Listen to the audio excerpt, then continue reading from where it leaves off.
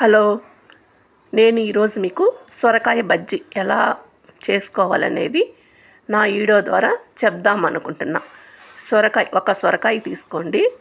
దానిలోకి కొంచెం చింతపండు, 5 పచ్చిమిర్చి, 3 టమోటా, 1 ఉల్లిపాయ.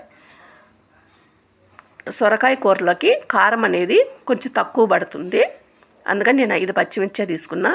సొరకాయని ఇలా తొక్కు తీసి సన్న ముక్కలు కోసుకోవాలన్నమాట.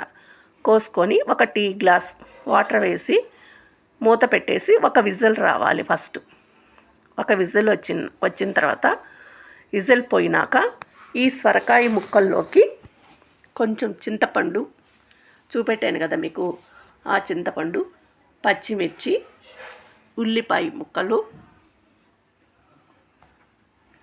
టమోటా ముక్కలు,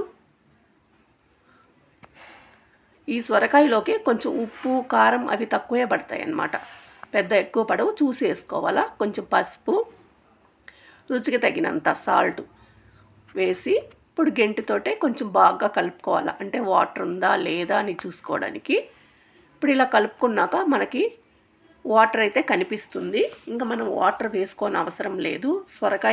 సొరకాయలో నుంచే వాటర్ అనేది బయటకు వస్తుంది ఉడికితే.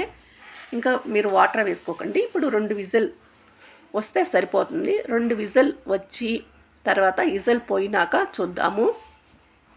ఇప్పుడు ఈ సొరకాయ ముక్కల్ని పప్పు గుత్తితోటే మెత్తగా వేపుకోవాలన్నమాట. ఆ ముక్క అనేది కొంచెం మెత్తగా రావాలా.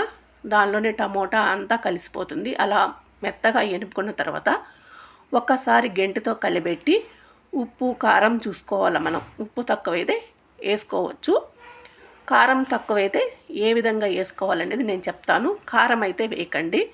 ఇప్పుడు కొంచెం గిన్నె పెట్టి దానిలో 1 టేబుల్ స్పూన్ ఆయిల్ వేసి కొంచెం ఆవాలు, తర్వాత ఉల్లిపాయ, ఎండుమిర్చి వేసి ఇవి కొంచెం ఎర్రగా వేపుకోవాలన్నమాట. ఎర్రగా వేగినాక ఉల్లిపాయ, దానిలోకి కొంచెం జీలకర్ర వేసి జీలకర్ర కొంచెం వేగిన తర్వాత కరివేపాకు సన్నగా ముక్కలుగా కట్ చేసుకొని వేసుకోండి.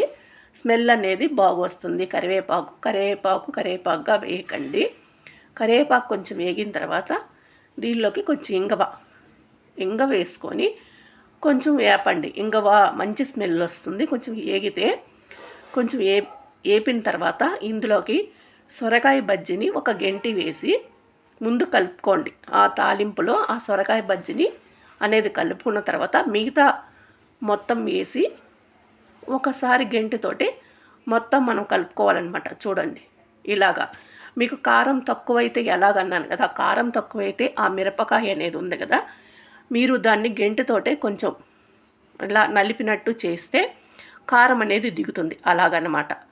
అలాగనుకుంటే కారం అనేది దిగుతుంది. తక్కువైతే, లేకపోతే లేదు. మీకోసం చూపెట్టడం కోసం అలా చేశాను. ఇంతేనండి సొరకాయ బజ్జీ. మీకు కానీ నచ్చితే ఈ వీడియో ఒక లైక్ ఇవ్వండి.